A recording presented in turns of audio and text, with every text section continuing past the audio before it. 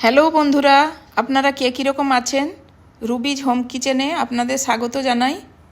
আজ আমি আপনাদের কাছে লাচ্ছা সিমাইয়ের রেসিপি শেয়ার করব।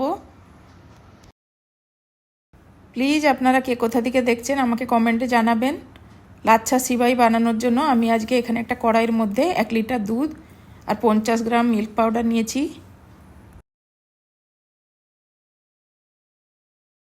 3 table spoon vanilla custard powder, milk made, 100 গ্রাম চিনি দিয়ে এটাকে ভালো করে মিশিয়ে নিতে হবে। তার মধ্যে কিছু এলাচের গুঁড়ো, কিছু ড্রাই ফ্রুটস কুচি দিয়ে এটাকে ভালো করে জাল দিয়ে নিতে হবে। এখন এটা আমার হয়ে গেছে। এখন আমি গ্যাস বন্ধ করে দেবো।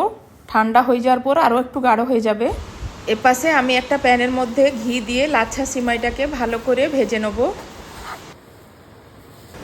লাল করে এগুলোকে ভেজে নিতে হবে।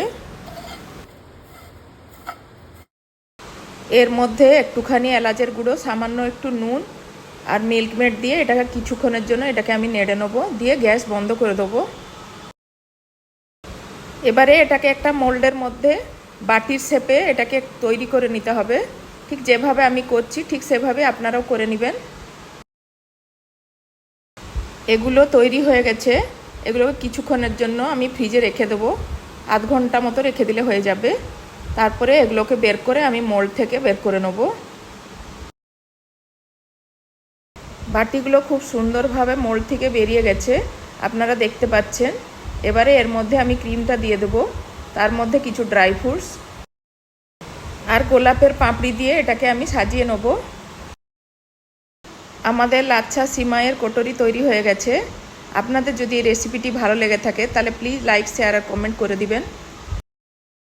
চ্যানেলে যদি প্রথমবার হয়ে থাকেন তাহলে প্লিজ সাবস্ক্রাইব করে দিবেন। ভিডিওটি দেখার জন্য আপনাদের সবাইকে ধন্যবাদ।